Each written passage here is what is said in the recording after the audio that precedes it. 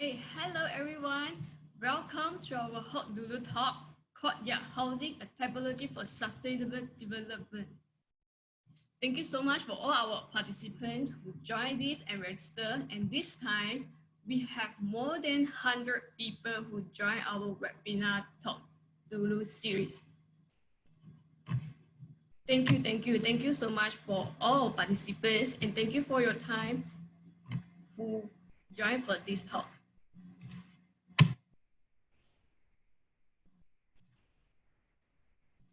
Okay, first of all, for those who are the first time who join our HOKDULU talk, probably you might not know what is HOKDULU.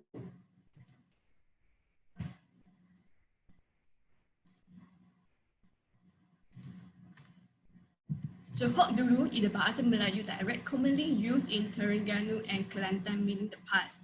The whole HOKDULU talk series is organized by E-commerce Malaysia, which is by our emerging professional initiative to promote our cross-discipline dialogue and discourse in heritage practice, and at the same time empower the community with technical knowledge. So far, this is the third series. We have organized first series, the first section in July, and our second section in September, which is social planning, and the first section is social planning too. And now this is the third time we are in architecture discipline. So for those who are interested, we have 8 sections of this series. Because this is for you all the information, what is the upcoming talks, and you may stay tuned to our Facebook and HOKDULU Instagram to know more about what is the upcoming talk and when will be it. So please like our Facebook page and follow our HOKDULU talk Instagram. Okay. Regarding about the E-commerce Malaysia, some of you might not know what is E-commerce Malaysia. Okay, E-commerce Malaysia is a shortcut of International Committee on Monument and Site Malaysia in Malaysia. Okay, they have the E-commerce International, E-commerce Malaysia, E-commerce Singapore, economy all over the world. Okay, we are all things about heritage and conservation, not only in building, but all in different kind of all discipline, regardless about the heritage. So if for those who are interested about E-commerce Malaysia, you may follow our E-commerce Malaysia Instagram as well and know more about it. Okay, or you can visit our website www.ecommercemalaysia.org to know more about how to become our member, who is our board member, what's the event that we have promoting and we have helped during these years. Okay, one of the event and program that's a technical talk, that's what you are attending now is the technical talk, is by HOKDULU series. And also we have the annual children art competition, emerging professional sharing season, and so on. Okay, this is our board member, our newly selected board member for this year until 2022. And if you have any questions, you may visit our website and also our office in Pertubuhan Architect Malaysia in PAM building. So anyone who are interested, who wanted to join E-commerce Malaysia big family, you are welcome. And all the information that you need will be this website. So please jot down the www.ecommercemalaysia.org. You may know more about this. Okay, next we are come to today's agenda. Okay, first we have our speaker, Dr. Goh, who have the lecture at 3:10. After that, we have 4 o'clock, we have the Q&A section. For anyone who have any questions, please use the Q&A button at the bottom. Click and post any questions you want to ask about regardless our talk, our E-commerce Malaysia, our HOKDULU. You are welcome to do that. Okay, after the Q&A section, please everyone, please stay until the end, the apparel section. Okay, this apparel section will start at 4:30, and this is actually not a formal, it's quite a happy hour for all all the audience and speaker who can interact, can ask questions, share ideas about Courtyard or anything else.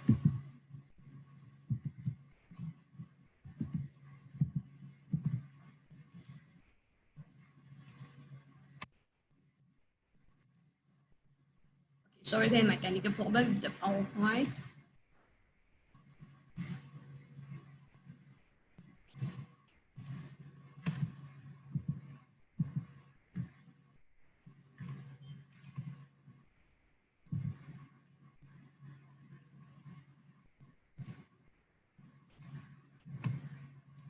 Okay, so sorry about this technical problem. Okay, once again, we share.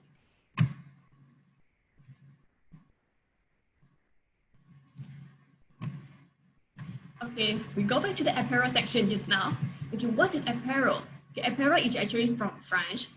It actually is a chit chat section. You have to drink and food to share. But now, due to the pandemic, okay, we have the virtual apparel section, our happy hour. Okay, you can drink at home, so prepare your drinks or your food to share. Okay, every time we have a virtual background to send to all our audience. Okay, can you see the up button? Okay, that's the virtual background that we send during the section 1, and this is how our apparel session during the first section. Okay, so this time our HOKDULU third series talk, the virtual background is designed so everyone who is interested or want to join, you may download this virtual background designed by our team member Afifa. She download it, and then we will teach you how to share in the virtual background. Now you may not able to share your video, but after during the apparel section, we will promote you to the panelists, and that time you'll be able to see the video and you can have select your virtual background during that time. Okay, where to get this hoodie? Okay, we have attached in our email. Okay, you can download from email or any others. You may lost your video, you may lost your email, you may download it from our Facebook HOKDULU page. So this will be the example that just now that we get. So please download this and join our apparel section. Okay, now we are going back to our HOKDULU talk, the Courtyard Housing, a typology for sustainable development. Okay, our speaker today is Dr. Goh Ai Tee. Okay, Dr. Goh Ai Tee is a researcher, practitioner, and educator. She has special interest in housing and heritage. She obtained a PhD in 2010 for University of Liverpool, titled Potential of Courtyard Housing as Solution for Creating Family Housing in Urban Areas in the UK. We have Master, Bachelor of Architecture and Bachelor of Science in Architecture Research Study in the University of Malaya, which focuses on high-rise low-cost housing and low-rise low-cost housing in Malaysia. And she practiced architecture in Malaysia since 2001, partner of an architecture practice in 2005, and she set her own office called Dr Goh Architect in 2011 and worked on the wide variety of projects included heritage, residential, commercial, industrial, and so on. So when the project deems it fits on her set of criteria, okay, so she is a manuscript reviewer for Housing Student Journal, Building Intelligence International, and also she is the mentor of few universities, including the University of Malaya, University of Taylors, and as well as Utah. So now we are welcome our speaker, Dr. Goh. Hello, Dr. Goh. Dr. Goh. Hello. Hi, Yeah. welcome to join our, thank you so much for agreeing to become our speaker and giving the talk today. And today we have more than 100 people who participated for your talk, about your talk. Okay, so thank you so much for this. So now I will pass this section to Dr. Goh. Thank you, Dr. Goh. Yep. Yes, very good afternoon. I hope I hope everyone can hear me because the internet may not be so stable. I'm glad that with this COVID pandemic, we can actually using the technology to able to outreach the kind of idea plus the discussion or the kind of concept even further. That to me is a very good advancement in terms of the dissemination of information plus the kind of ideology. So after I joined ICOMOS Malaysia, we are actually involving in this EP program, and this EP program giving me this good opportunity to actually share my research, although it's more on a research in the UK, but it's actually the background search or background information is more on the idea of the courtyard housing in the around the world, plus to evaluate the potential of this house type for different climate region around the world as well. So without delay, I try to start my presentation. Sorry.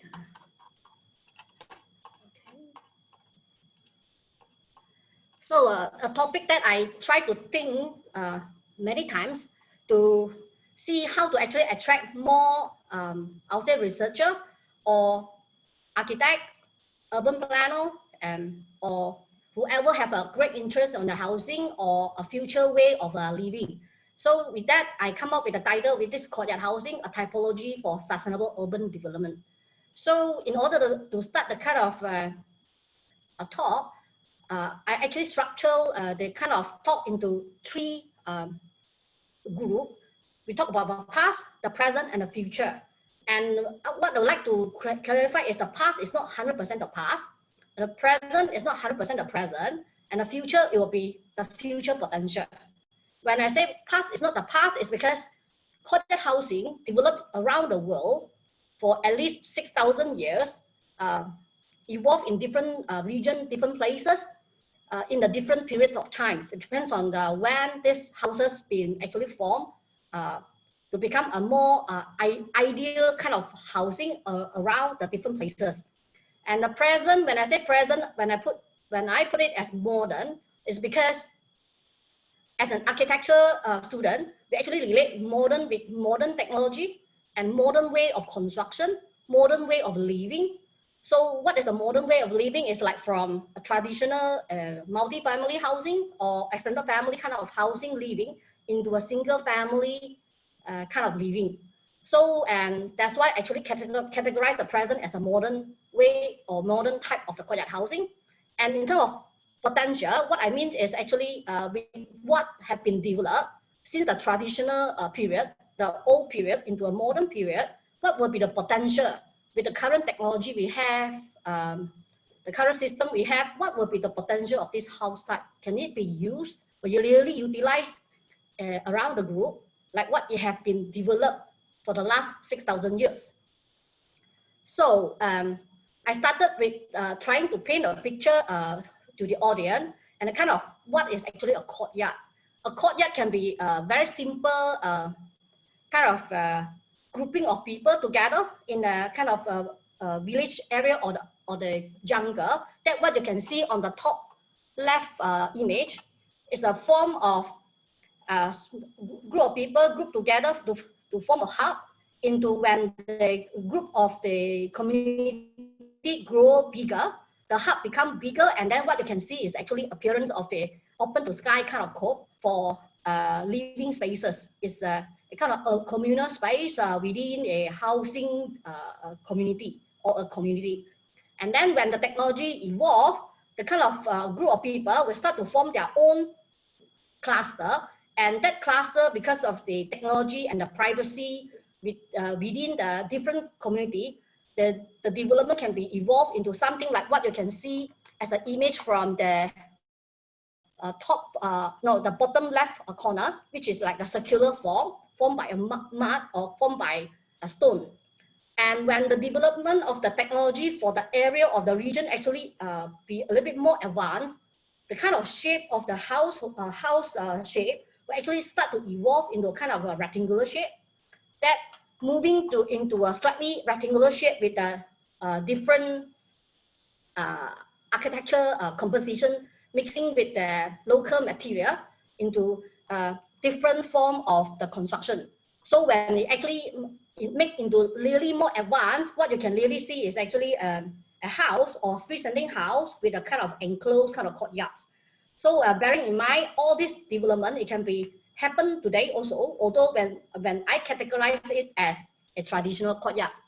So another example that I try to highlight about kind of traditional courtyard is what we can see in Bombay, in Rome, in Italy. What you can see is actually a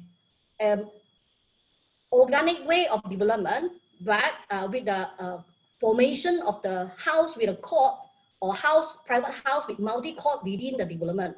That you can see is an image on the left-hand side. And the image in the middle is a development which is, when you see, it's quite organized. It's a custom, or I'll say more like organized kind of courtyard houses that been actually introduced in Algeria in about 100 AD. So I must say the image on the left and the image on the middle happened almost the same era. The only difference is one is a more planned kind of city, another is a more organized, although it's actually planned city. So when you can see on the image on the right-hand side, it's actually a kind of development of the single or multi-court kind of composition. Is a figure ground plan that we can actually find in the current days, I would say Medina, in the, I would say northern section of Africa. So what you can see, this image is actually a figure ground plan of Morocco in the Medina city. And moving forward, what I would like to highlight is in the traditional way of formation of courtyard. A courtyard can be a, I would say, single family courtyard house, but except multiple court, and a house with multiple court, but actually serving different family. So the image on the left-hand side is actually almost like perimeter housing, but it's actually a perimeter housing formed by a courtyard type of house in Hungary. And what the image on the right is an image where most of us in Malaysia will know. Is a kind of long and narrow kind of Baba Nyonya house that we normally thought is actually a kind of long and narrow courtyard house in Malacca. That house can be 300 feet long with 16 feet to 18 feet kind of frontage. And all this is a kind of traditional courtyard house that I try to categorize because it's a development of this house form since I would say many thousand years ago. And in Malaysia, it may not be that long. It may be from the Dutch period. And then in Morocco, it may be just what we see now is about 300-400 years ago. Or in the North Africa that I just shared is about 2,000 plus years ago. So then move into more clearer picture of what is this communal courtyard. So from now onwards, it will be feels like formation as a traditional courtyard that we are talking about, HOKDULU, just to paint a picture of what, when we talk about courtyard, what this courtyard means. Is a courtyard for multi-family, is a multi-courtyard within a family, or a multi-family courtyard with multi-court within a family. So on top of that, of course, what we see is in what we have is an example from different portion of the world, including what we normally understood about in China is something called yaodong. It's the development below the earth or below the soil because of the climatic consideration, as well as the privacy. And what we can see, like the previous image of this is almost like a single family with a different court, and into a multi-family with a single court. And with this example of this Fujian Turo, it actually gives a kind of example of what kind of multi-court ideology within the community. And this is an example of what I just shared, the Bombay and Rome. Is when we actually study the plan, it's a very beautiful house plan, actually organically developed. And then some house with single court, some houses are actually with multi-court. So for this particular talk, I'm not going to go to very detail of the advancement of having different court, different technology, because all these are itself a specialized kind of research. So I'm not going to go to that kind of detail. And this is what we can see in Algeria, the northern, when they actually did the excavation, what they can actually see kind of development in the past. Houses with a single multi-court kind of arrangement. And then this is actually an example of what we actually found in Morocco, the kind of mostly single court in the middle of Medina. The houses outside is actually quite subtle because there's a very minimum kind of design, but the interior are very outstanding. And the house, the picture, this picture I took in 2009 when I first visited Fes. It actually really fascinating, and the owner actually told me this house already 300 years old, so they can really maintain it really well. And the subsequent, this slide is actually on the courtyard houses that I took during my trip to India, that I joined Sharebuild Heritage a trip to the West Bengal study tour. So these houses actually make me amazed. The house is with 11 court. It's a very big houses with different privacy level for different court that the owner actually planned for. And the example, this example is on another multi-family with a single court kind of arrangement that we normally can see in a certain portion of the Europe. And of course, in Malaysia, when I was a student, I always thought our courtyard house is actually evolved from China. Yes or no, I'm still in a process of research. That's why I actually hope that with this particular platform, I can have more contact or more friends around the world, including in Malaysia, to actually join force to look for the truth. It may be quite an interesting research, apart from just doing a few studies and things like that. And of course, this slide is actually on the courtyard houses that are actually categorized in Malacca. This particular page is the kind of picture plus a house plan actually prepared or submitted by my student when I was in teaching in UM. The student actually try to understand how can temperature outside can be so hot, entering the house can be so cooling. So of course the house with the specific material that we normally never use today, as well as a special arrangement of the house plan that make the house different than other modern houses in Malaysia. And with that, I end the portion of giving a greater picture or wider picture of what we call as a traditional courtyard house, because that will prepare us to have an understanding of what may or what will be the current, or what I say as a contemporary or the modern courtyard houses. So what is modern? So I share with some of my friends on the kind of when we call modern, we call about this international style. We call about new way of construction, using concrete, using steel, using glass. So the modern version of the courtyard houses, right, developed, in my opinion, is actually understanding of what is actually a social, economic, as well as a climatic condition of a place. So the modern version of the courtyard houses kind of design was first, I would say, a study, but the architect actually presented the scheme is this Dutch architect, I call it simplified as JJP Oates. Funny enough, when I was in the UM, Oates is actually one of my case study. That at that time, I'm not aware that one day I'm going to talk about him. So with his proposal of this cluster of the courtyard house, he actually make the world know we can actually live in this particular manner. So from the design that we actually say, this is actually an exhibition that quite well known in the world, built in Stuttgart, Germany in 1927, is an outcome of the modern movement. So when we talk about modern version of the house, this is a modern version of the court with a house that they try to project during the times.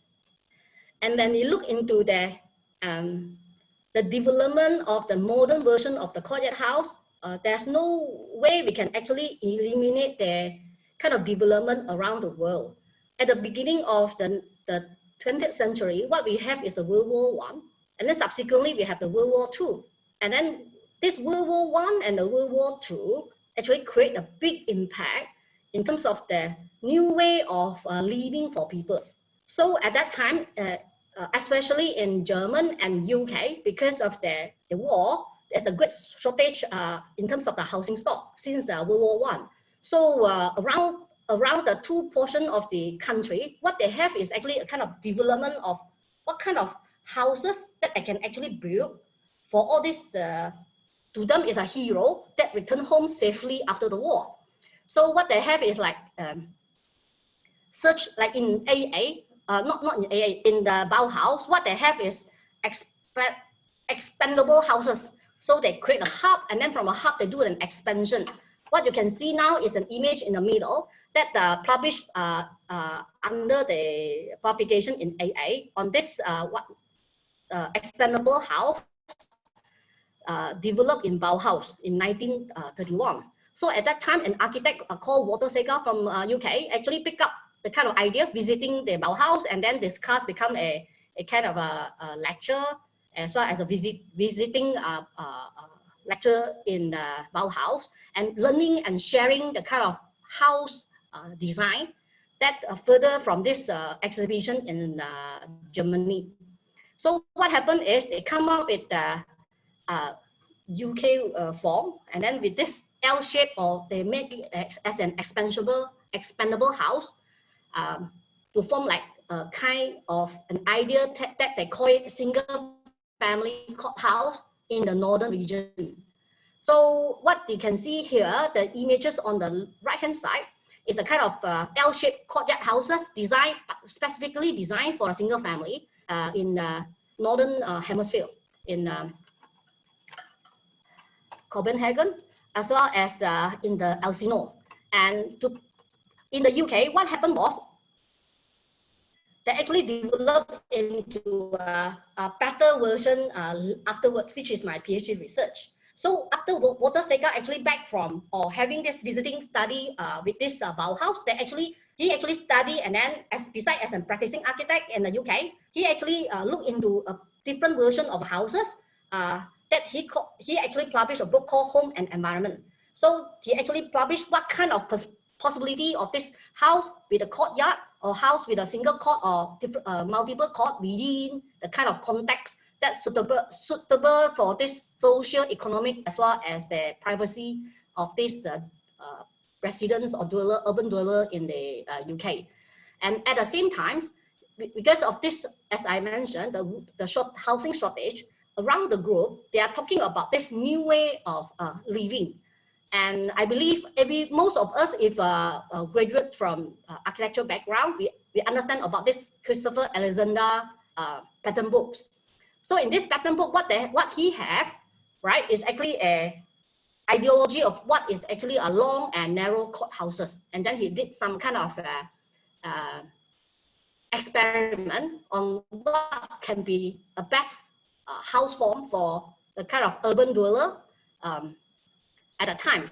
So the kind of ideology of this modern courthouse, because of the different party working on the different house plan, right? They actually struck the interest of this group of researchers in University of Cambridge. So with the great study by this Martin and March in 1972, they actually published a book and on this urban structure, talk about what actually house form can use better utilize the urban land. And the study actually shown that what you can see here is an image of on the top is the pavilion version, which is a tower block. The second image is on the street, which is what we normally understood as the perimeter housing kind of typology. And the third is a court typology. And from his study, right, court house typology can actually accommodate more people within the low-rise kind of development. Of course, with certain criteria of the air and light that can penetrate into the room, internal room or the household space. And that is actually one of the biggest breakthrough during the era, in that particular era. And with that, I moved to some example of modern courtyard houses developed around the world because of the kind of study of what is the modern version of courtyard houses using the modern technology. So this particular slide is actually shared by a group of students that I met in Morocco last year. So when I was in University of Rabat, the year 4 student is actually talking about this social housing. And I believe, I hope that you can still remember just now about this development, a square and rectangular shape of courtyard houses purposely planned in the northern Algeria. So this particular house plans, with really special interference, it actually come up with the kind of grid design system also. This is something they call it 8x6 or 8x8 kind of house designed for the single family that I actually capture. And then this particular slide is actually showing the kind of private and public housing project in UK developed since 1950s into 2000. So what I have done, this is basically an extraction of the image that from my PhD research on the different version of courtyard house developed around the different portion of UK. The map in the middle is actually showing a kind of precision of the appearance of these courtyard houses in the UK. So and all these houses is a single family, multi-court or single court type of typology, as well as the, I would say, multi-family single court and then communal court. So when the density need to be increased in the UK, what they have done is like to try an error or to experiment the possibility of stacking up a kind of court or private courthouse within development, forming a very interesting project. So the image on the middle top is actually a purpose design by this Department of Architecture under lining up the L-shaped courtyard houses within the complex and then forming the two separate communal court within the development. It's almost like in Malaysia, what we can see as the, how should I say, condo development. So, but the condo is actually with a private court and then they have the communal court. And I move back to slightly backwards on this experimental housing by the United Nations.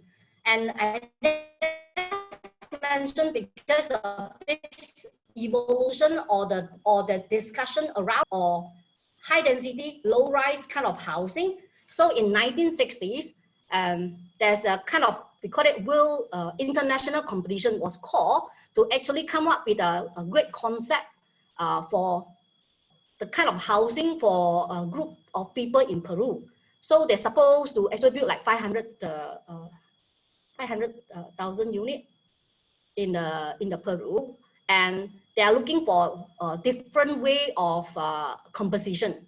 And there are actually 12 international architects and 12 local architects actually joined the kind of competition or invited for the competition. And the chief architect is Peter Lam, who is actually subsequently published a paper or a book on economic garden houses, high density development, design,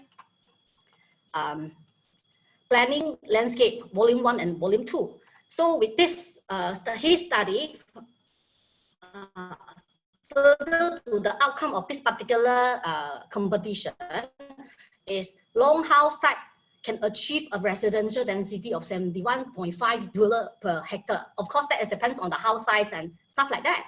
But the kind of concept of behind the kind of ideology that at the periods about 50 to 70 years ago is like what house plan can actually achieve the most and then most suitable for the kind of area or the development proposal.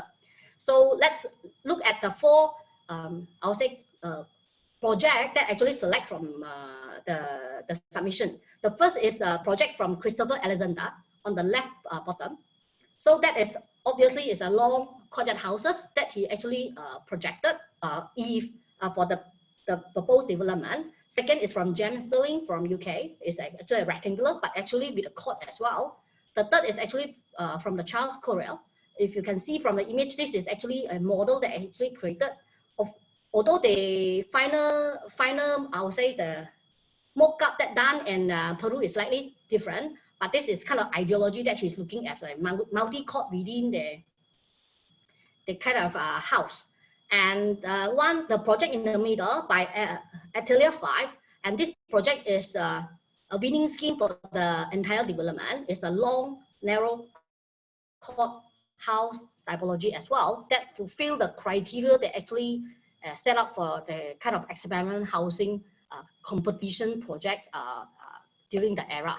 And then subsequent to that, we can see certain modern version of courthouses developed in Pakistan, even in Malaysia. I really amazed with this architect, Tay Sun.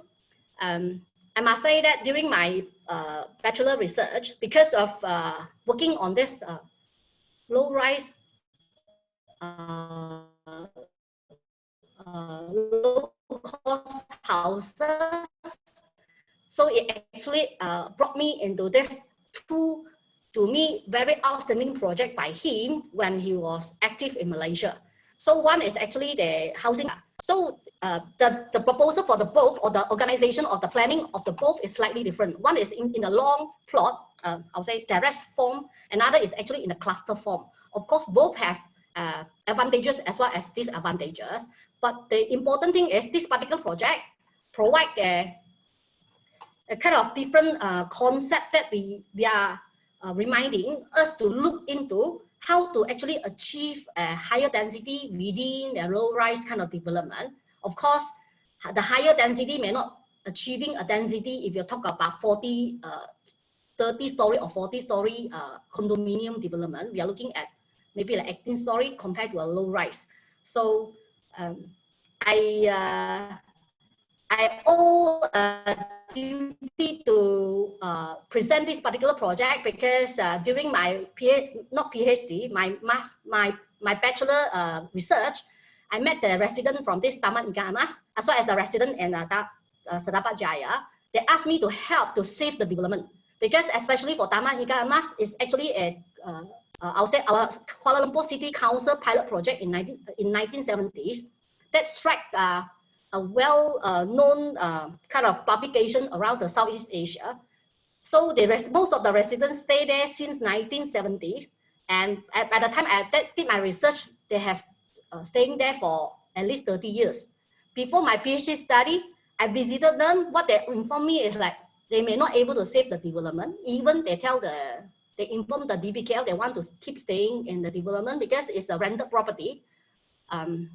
It would be a pity if the government never really consider to safeguard the development and to showcase to at least Malaysian of the potential of this house form in Malaysia. So this particular development is a house with a front court and then with a shared communal space that I call it 8-feet breezeway, a kind of space. And of course, the same kind of development also happened in China. So when we look into the Yaodong, or we look into the Tulou, or we look into the Siheyuan, so in China, because of this the earthquake in 1970s, a lot of people from Tangshan actually moved to Beijing. So the traditional beautiful, a lot of traditional beautiful courthouse that developed in the past, right, become like a slum area because one house supposed to be, although it's the extended family, become a house for gather of about 40 to 50 households. So with the idea or ideology of kind of development of the place because of this modernity of this China, so this particular project undertook by Tsinghua University, this Professor Wu, they actually have a research team looking into what will be the best form. And this is actually one of the, I'll say, highly voted project, I would say developed and built in Beijing, called HOKDULU. It's as I say, as another experiment of whether this house form really work, because this is actually a multi-family with this private court plus a communal court, almost like the one that I actually shown in the UK, the kind of development. Whatever house form or design is a separate matter, but the kind of concept, policy, or the design direction that actually provide a kind of level of privacy, addressing the social, addressing the economic, addressing the environment consideration. And of course, this is a house that I'm not quite sure how many of this prescribed price in 2008. It's called Courtyard Housing in Cambridge. And this particular project is one of my, I would say, questionnaire survey as well as the structured interview target groups. So the project actually have, there's I would say, a planner, also an architect who are actually planning for the development, and then calling for another two, almost like a joint venture groups of architects to actually come up with a house plan with the same concept to be developed within the area. That is to ensure it's like variety of the house plan plus variety of the option in terms of the composition, but with the same concept as a court house. And this is some of the house plan that actually try to share. Because in the UK, people always say every man's house is their own castle. So in the not really UK, in England, I would say every man's house is their own castle. What they want is they want to have their house with front entrance. They want to have their privacy. They appreciate privacy. They want front entrance. They want ground entrance. So if it's possible, they are looking for a kind of house which is not multi-story, but which is actually landed, which is with the privacy, which is with the control kind of environment. So that is kind of ideology of a house that actually proposed. Of course, the same movement actually come to Malaysia, although it's quite late in the modern version, but still we actually have. So these are a few housing development that actually I can find is founded by my former colleague in Malaysia that developed in 2006, 2011, 2016, and 2000, and the future one, which is by the MK groups. So with that, I end the kind of presentation of giving a kind of picture of what is actually modern courtyard houses developed around or at different places of the world, and the rationale behind why of such development. And with that, we are looking into what is the future potential. So in my PhD study, I'm looking at a few criteria, and I put up a kind of question, because normally we talk about courtyard house. I mean, as a Chinese, I thought 四合院.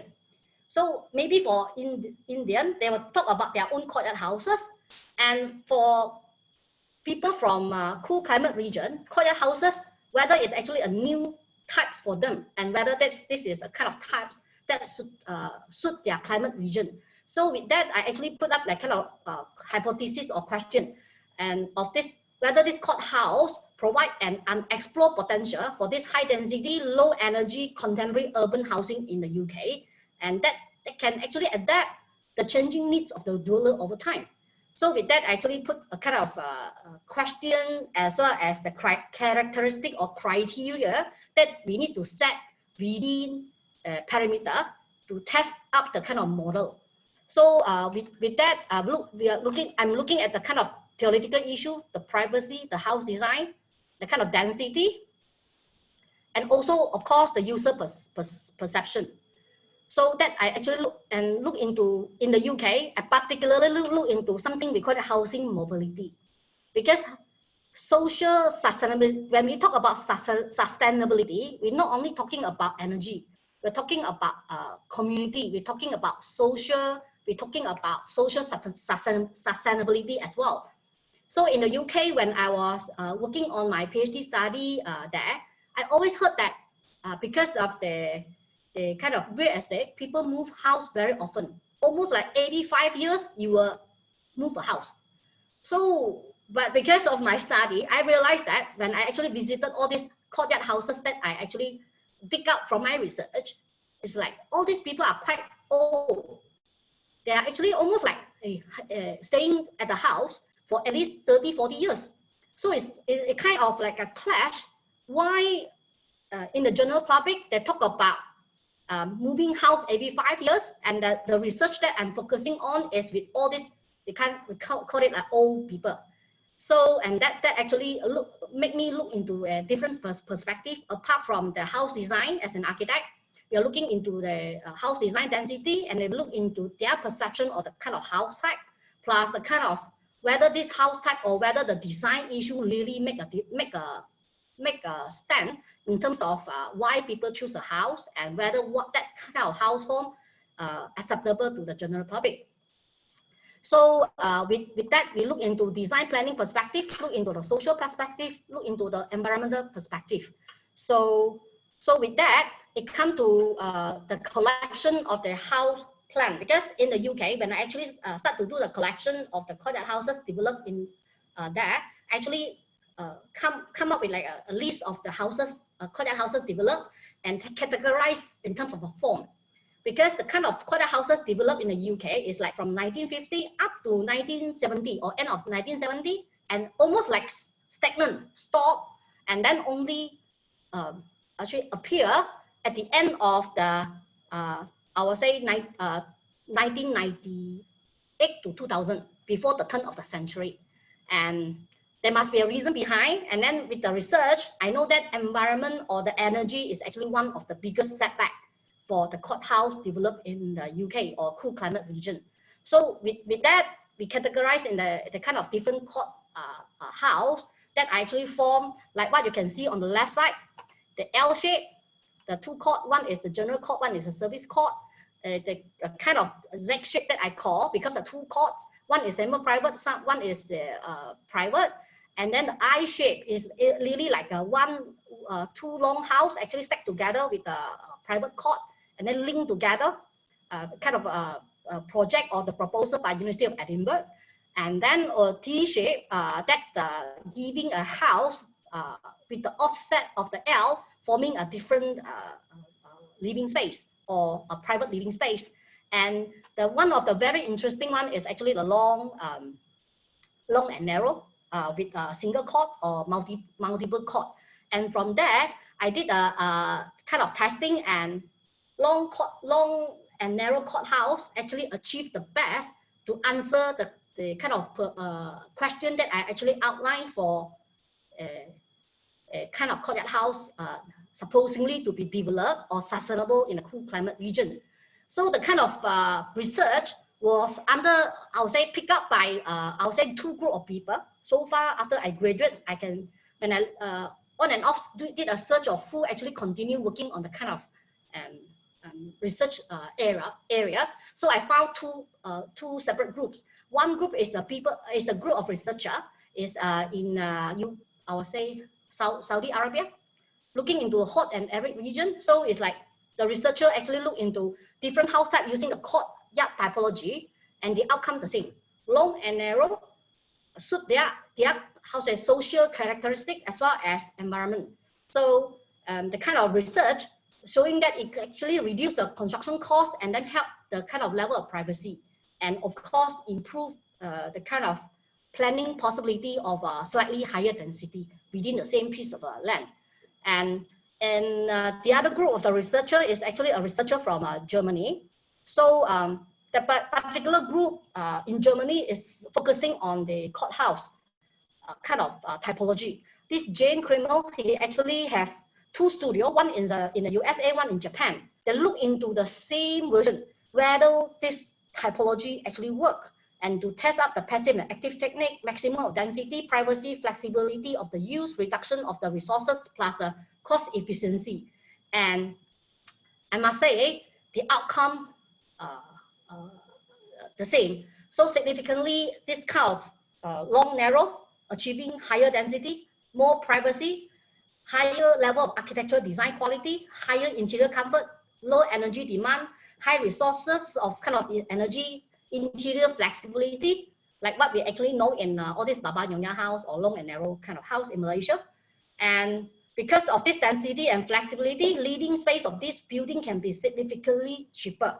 And that is something very important for most of the, I would say, policy maker, as well as the house designer, I would say, to look into the kind of typology or the ideology of what we're supposed to do. And of course, this is a picture that I promised them whenever I talk about courtyard housing developed in the UK. I will show their face in front of everyone. It's residents from one of the courtyard houses in the UK. So what happened was, what I have collected or what I have understood is not all.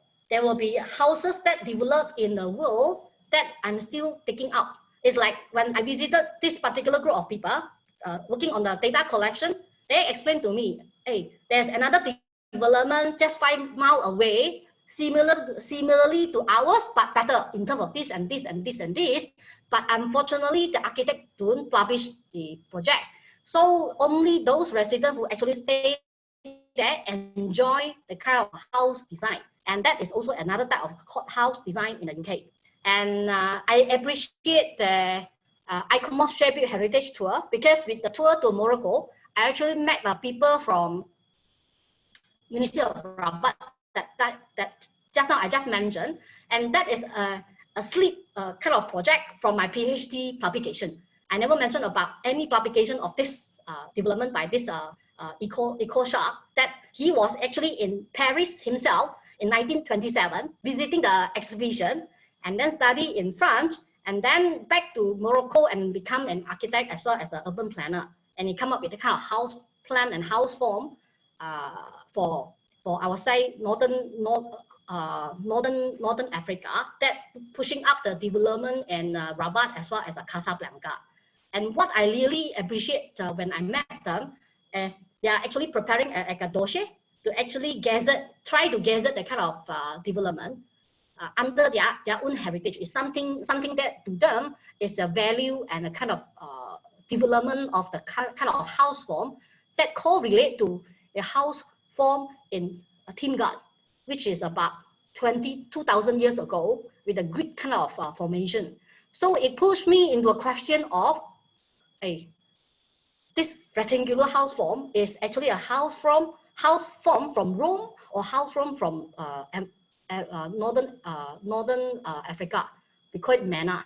Mana city is very famous with courtyard house, but is the courtyard house actually influenced from the development from the Roman Empire, or is actually the other way around?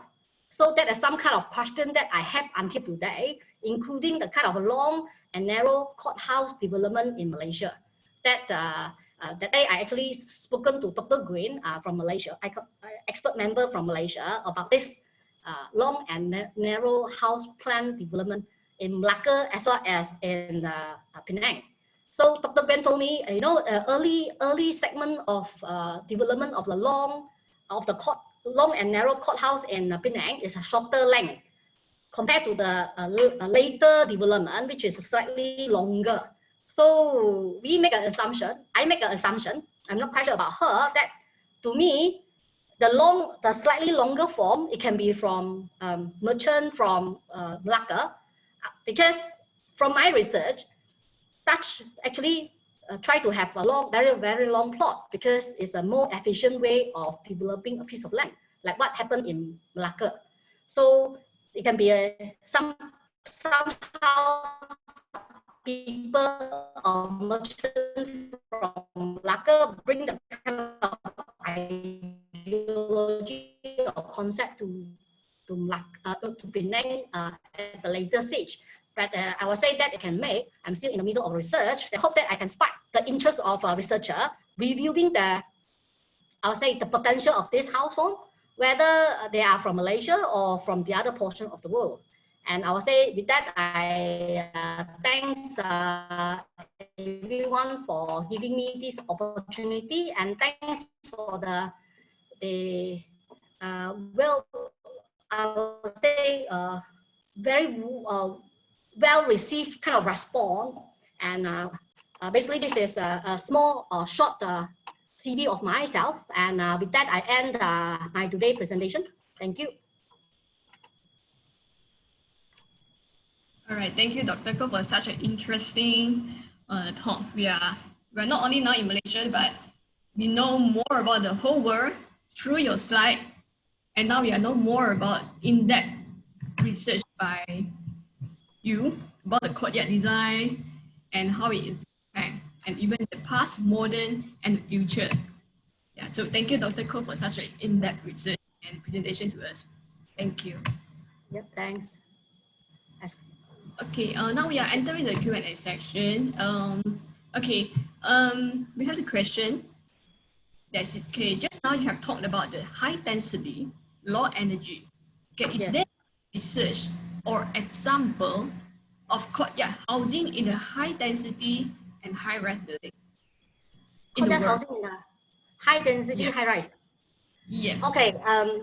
The modern version of the projects, right? In my research in UK, the latest version, what they have is like they have a tower block, and then they have insertion of the courtyard development in the UK. So you can actually find quite a number of that in the UK London city centre. So for those that can only afford a small house, they actually get for tower block. For those can afford slightly more, they can actually opt for individual unit at the, let's say, podium level or rooftop level. And in Malaysia, good enough, I actually have working, because I'm working on the maintenance, building maintenance project, doing repainting and looking into defect and suggestion of the repair. One of my current project that I'm working on in Montiara is actually with 3 high-rise blocks and 3 low-rise blocks. And low-rise block so far is a courtyard house. It's an L-shaped courtyard house that I cannot share because it's a private and confidential document that I signed. So there are certain things that I cannot share with you all, I would say, yeah. But if you ask me, I would say yes. Yeah. I mean, obviously, when I say explore the kind of possibility or typology, when we actually only do a kind of little insertion, the impact may not be that. You may have a small group of well-to-do, when I call well-to-do, actually can afford the kind of house. It's like the house that I just presented, Courtyard housing. It's actually very high price house, because if you compare to the UK old house stock, right, in the zone 3 kind of area, it may cost 100 to 200 pound, but the kind of Courtyard housing, slightly longer, bigger house, it costs over 1 million to 2 million pound. So the kind of cost different. So even in Malaysia, the kind of project that I projected is not at the affordable level for most of the Malaysians. But of course, if you compare to the kind of affordability, the question is, in Malaysia now, especially in urban area, we talk about community housing, we talk about you have to pay maintenance fees, all this. So you just, if you opt for houses which is need not to pay maintenance fees, right, then it may be cheaper, but achieve certain level of density. So of course, for me, I'm not really against developing a high-rise, high-end project, because it's a way of expressing modernity. It's a way of expressing the kind of development technique, material, as well as the architectural style. But when we talk about that, that is only for well-to-do. So if you talk about a unit cost 1 over million, then of course the house can be designed a little bit different, a little bit better. So when I say so, is because I'm working on the low-income housing. So in Malaysia, we have a lot of low-income housing, like 18-story flat, 17-story flat, actually appear in front of everyone. That is not so pleasing. To some extent, of course, when I talk about the courtyard houses, we talk about, can we actually look into this potential, creating this courtyard housing for not so well-to-do? So then we can actually achieve higher density, reduce the kind of maintenance cost, as well as the improve the level of satisfactory level for the user, I would say. Yep. I hope I am able to answer. Go back to just now the low density. Just now you have shared one slide about the one that designed by Taken Soon. Yes. Any opinion that for our current situation, our current housing, will that particular design, is it can be applied in our current housing development? Okay. As I shared during our 2 weeks ago discussion, I actually proposed this kind of development to our Malaysia government.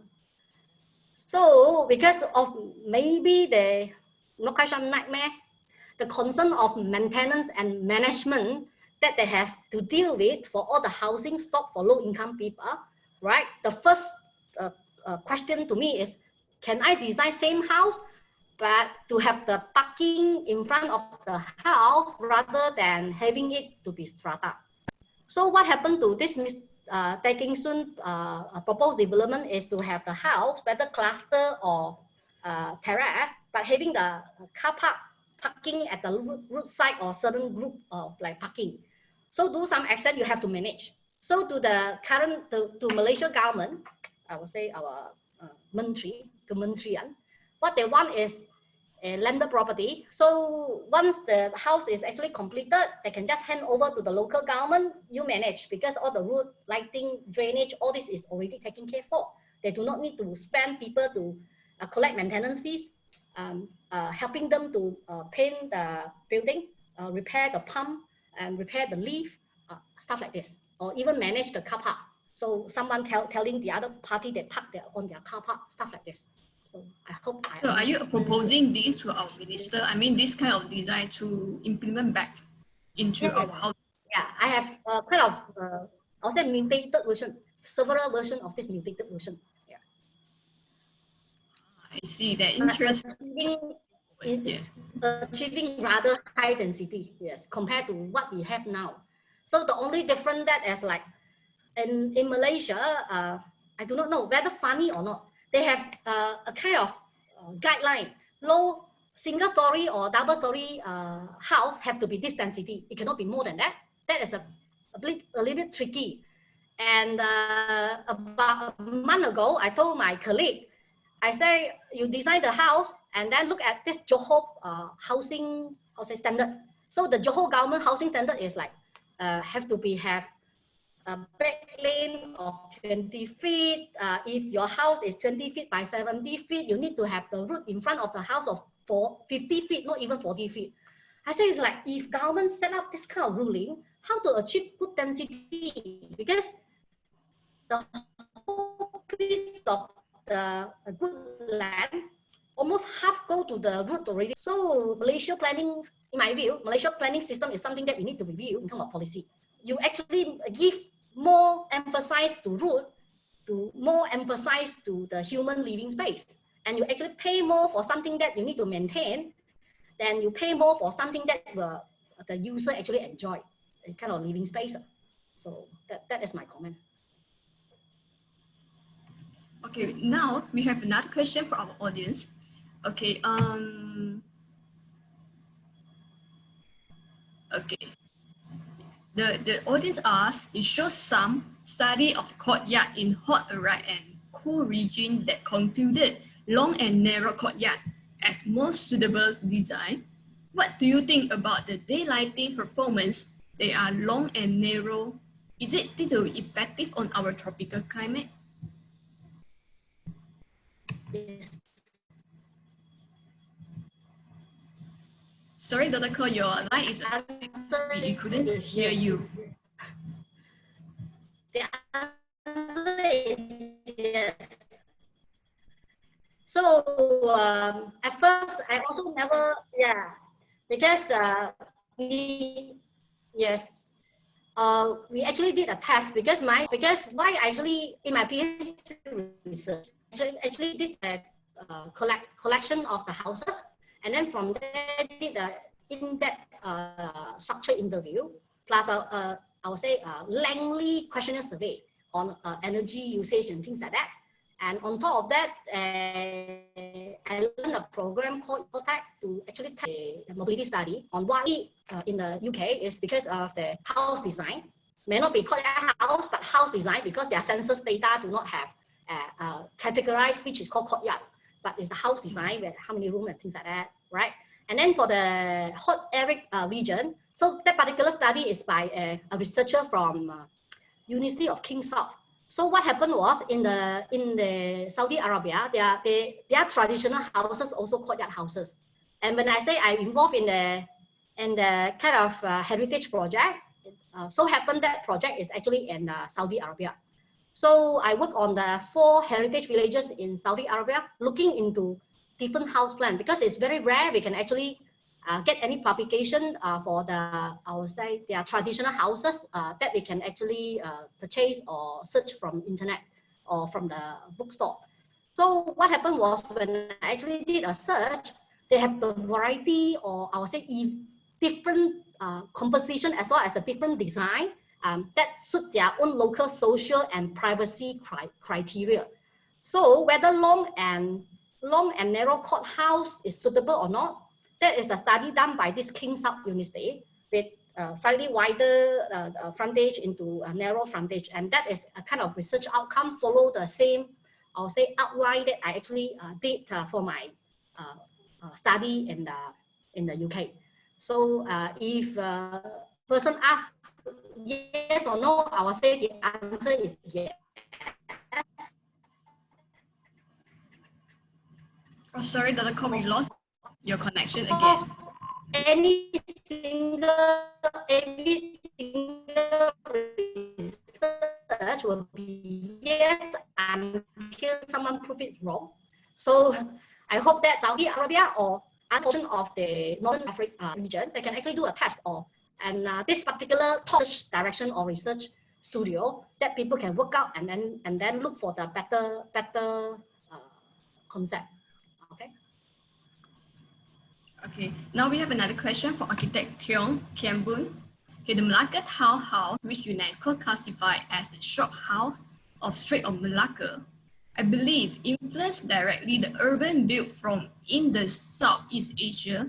Do you think there is a single antecedent for this typology, or is it the result of a coming together of various conditions, Dutch urban taxation, Chinese cultural norms, available technology, and so on, instead of the prime influence?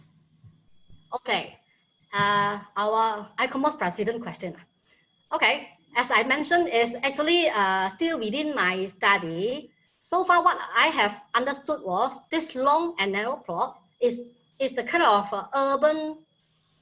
urban and town development, or originally developed in Dutch city.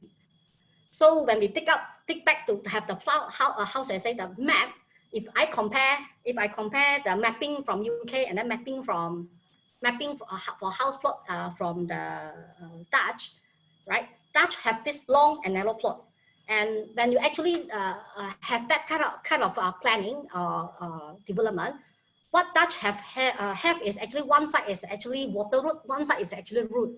So we actually compare with that, you actually map it with this, what we have in Malacca, the older section of the Malacca long and narrow plots, right?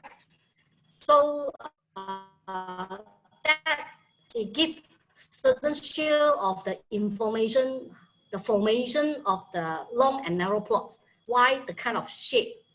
So of course, when Dr. Green actually highlight, the development in Penang, the long along the shore is actually quite long. That one I believe is a reclamation. That I believe is a reclamation, because when she shared with me the kind of mapping they have, is actually people claim more. So it's a totally different system in Malacca because of the urban formation.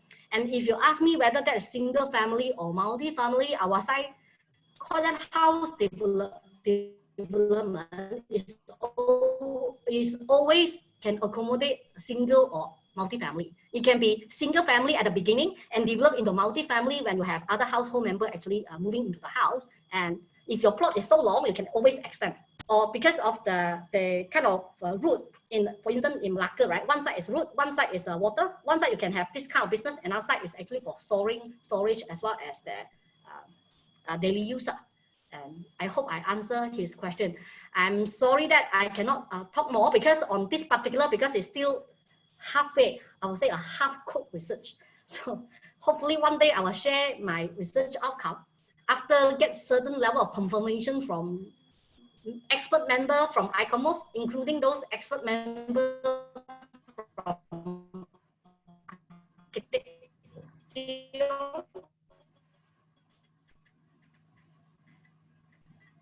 All right, Dr. Goh, we lost your connection. and We are really looking forward to your future research outcomes.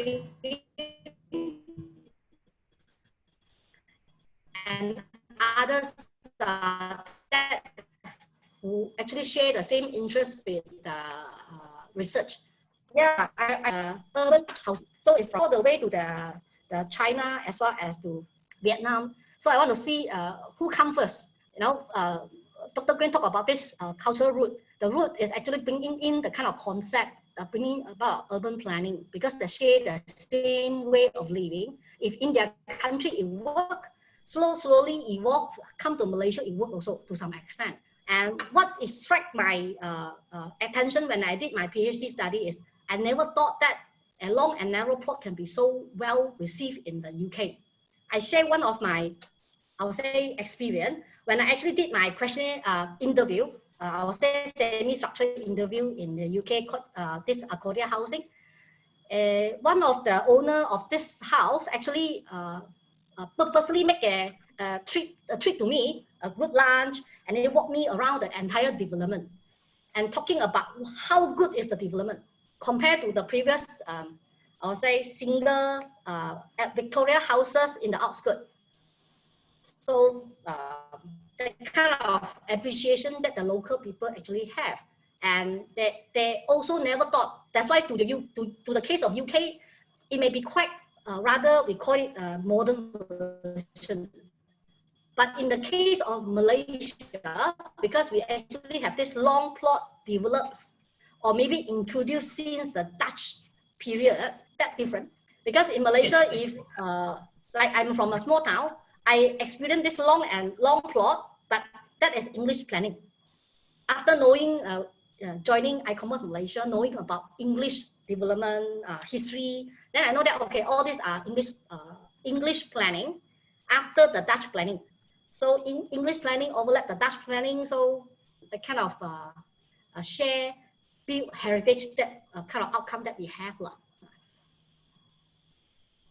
So about the sizes of the courtyard, you have visited quite a number of countries. So do you think about the sizes that will affect the weather, or the weather will affect the sizes? Yeah. Yes. Obviously, like for instance in MENA, I would say in MENA we actually when you look into the literature review, people focusing on the environment, on courtyard research, right, will highlight to you that multi-court is better than single court.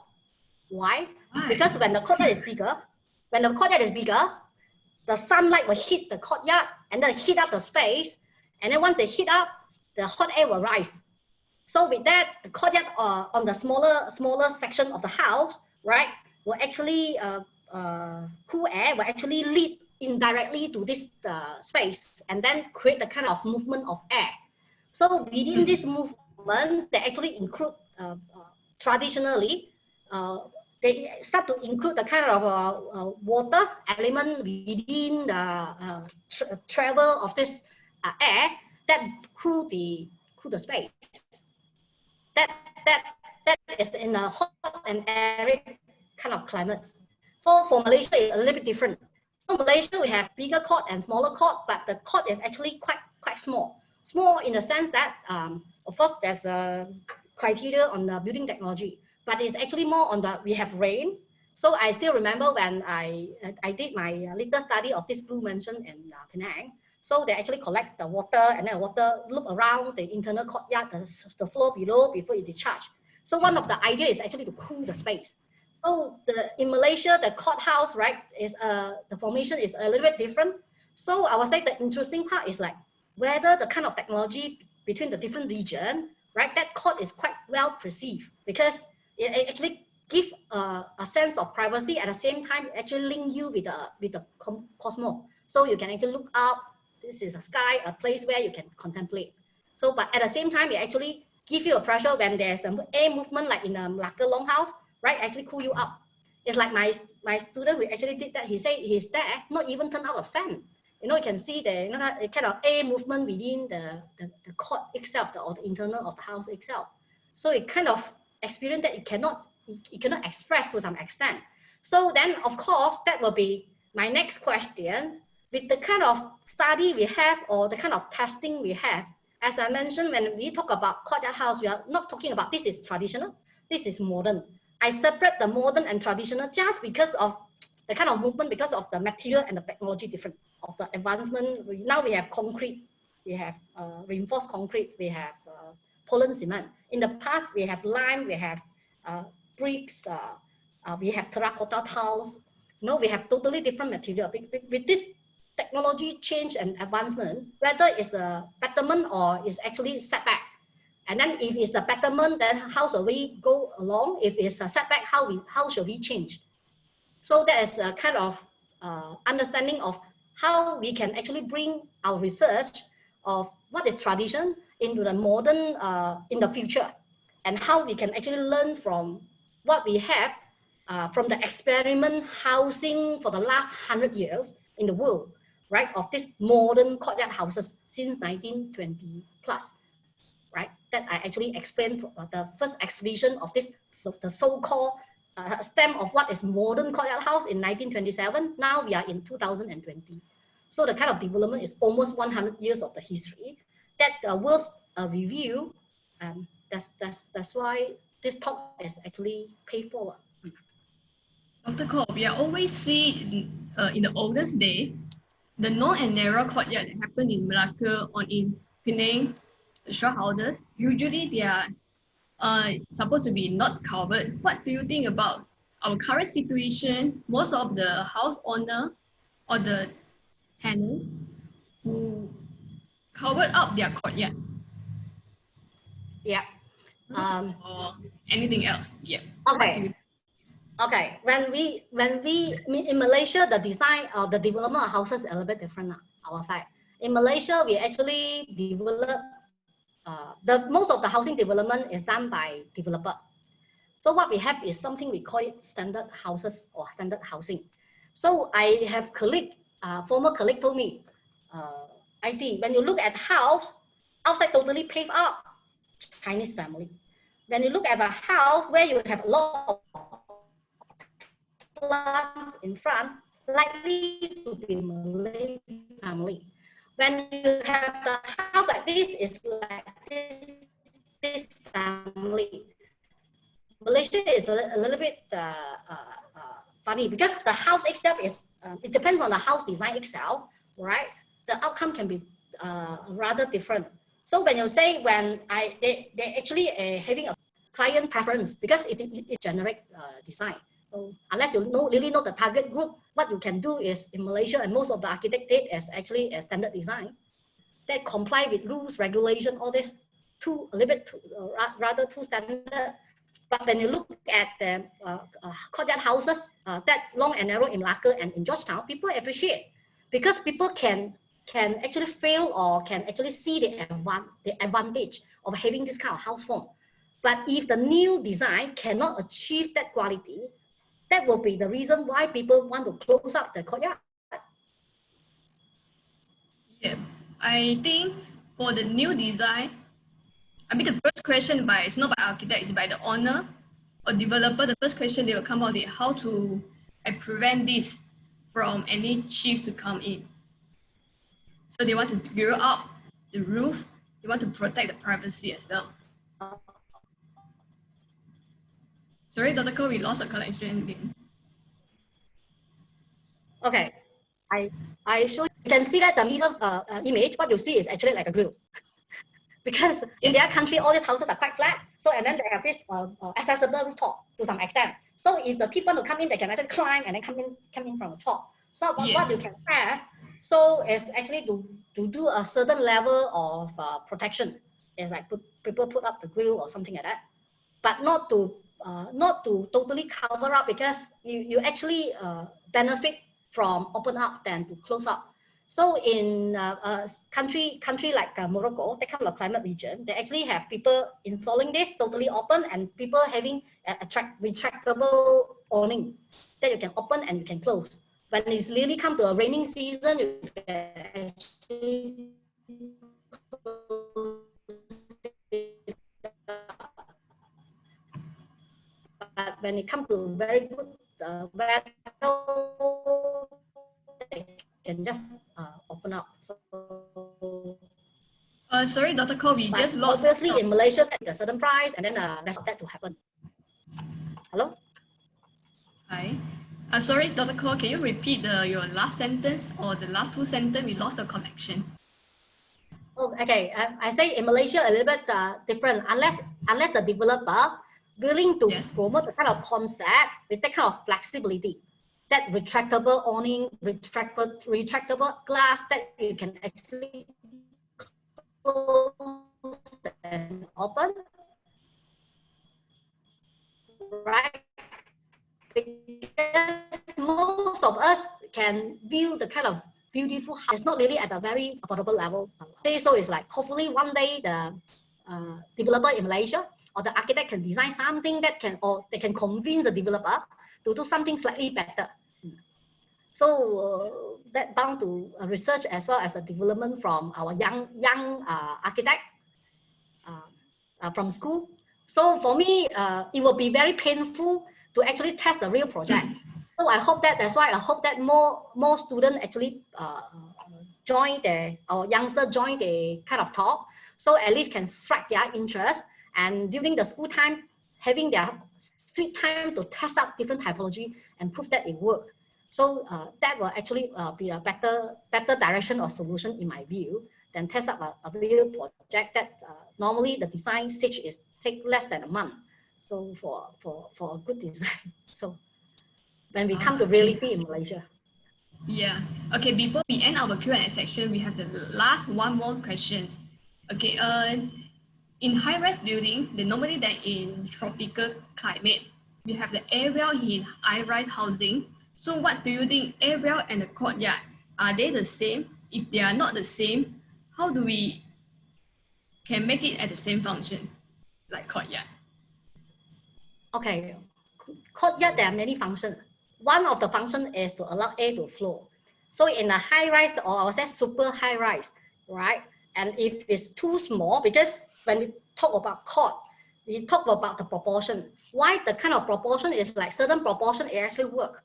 Like currently I stay in my condo, right? That I actually have a group of low rise group together. I enjoy sunlight all the day with this common group of different court, right? But I recently purchased another condo, 45 story. It's very scary, the court. So that court is become like a ventilator court than to have appreciation kind of. Guys, we need to be very careful, because when we have this shared court, especially on the low cost house, so on and off you can see things drop from top. So if that is actually a shared court, then you may be killed because of you passing through the area. So that becomes like a not to touch kind of area in low income housing, and not to touch kind of area for high rise, even high end. So unless the architect, like nowadays, I still remember when I actually did a crit in UM as well as in Utah. What they have is like nowadays students, they are very creative. They actually have let's say 5 floor or 3 floor, then one quiz, then they can plan a landscape. So no matter how or it is, that particular court will actually open to few floors only. So the environment is actually preserved with the kind of size of the court. So that is something that when I talk about, we can look into high rise with a court, but that cannot be a low cost housing. It can be affordable to certain level or certain extent. So if you ask me, courtyard, yes, but depends on design. So I urge all these architect or architecture students, look into the kind of possibility of creating when you want to create, but not to the extent of the cases that I just shared, 45-story, one court all the way up. You just imagine something quite scary. And even a 18-story or 17-story flats, right? That is common share court, right? It will be just things dropping down with two reasons. First, of course, is the construction material. That they have this open grill, that things can be easily kicked out and then drop from the balcony. Second is they have the very small walkway. So that all this actually contributed to a lot of accidents to some extent. So yeah. I hope I answer your question. Yeah. Okay. Thank you. Okay. Thank you, Dr. Goh, for your advice for our student nowadays or even young architect now. Yeah. Okay. Thank you for your advice and also your information and just now what's your critical answer to us. Yeah. Thank you so much. Okay. All right. So now we are moving to our next agenda, which is the apparel section. So Dr. Goh, you please stay tuned properly. Our attendees will be more discussion about the courtyard in housing in the next section. Okay.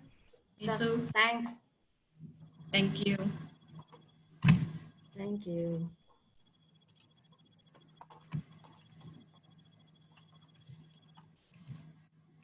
Okay, next, we move on to the next agenda, is the apparel section. For those who came late or missed the introduction just now, okay, I will repeat again.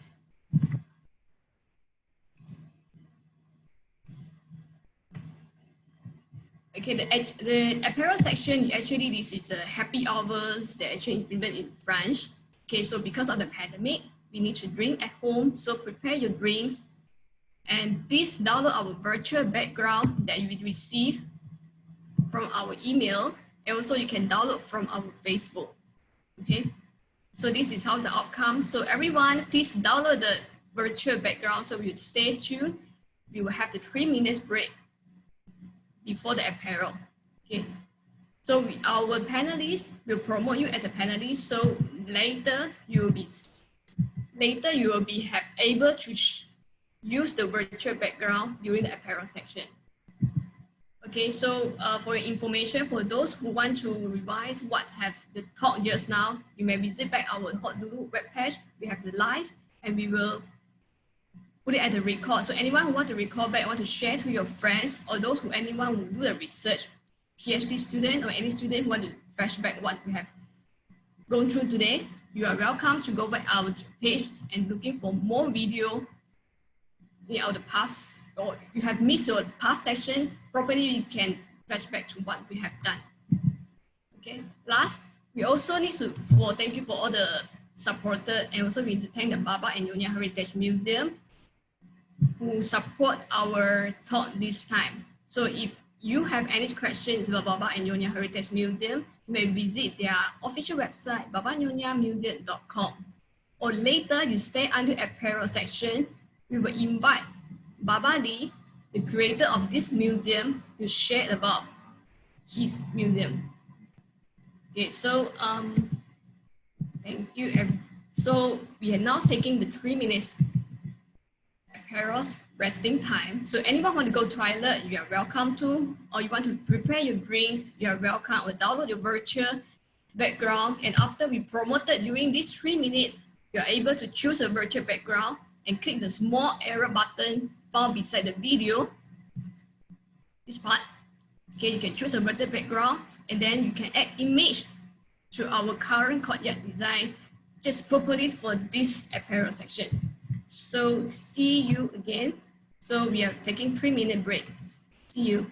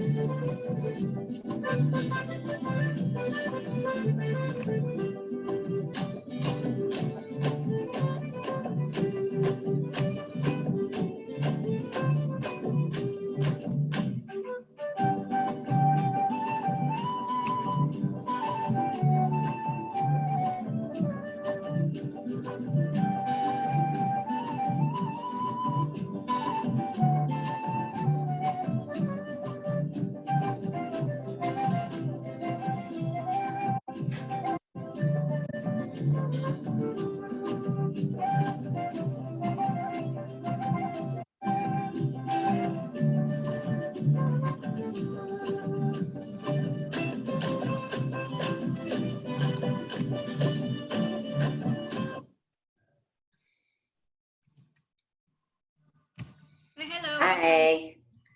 Hello. Hi. Okay, first of all, okay, this is Afifa, everyone. Hi. Program director, and I am the program creator. Okay, we had Marina, our Secretary of E-commerce Malaysia, and Dr. Indra, our technical person behind this HOKDULU talk. And also, we are welcome the Baba, who is the creator of the Heritage Museum. Hi. Oh, can you unmute? Yeah, can you? All right, okay. Hi. Hello, Oh. Babali. So anything Hi, you want nice to to meet share you. with us? Nice to meet you. Can you hear me now? Mm-hmm. Yes. Okay.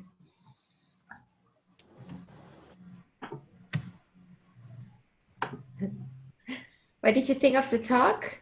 Can you relate on the potential of a courtyard housing you lived Yeah. in? Yeah. Yes. Great. And what's happening with the Baba Nyonya Museum at the moment right now? Are you? We are actually closed. Okay. Yeah, due to the pandemic. Mm-hmm. So we are not open to visitors, most likely up till next year, perhaps. Yeah. Okay.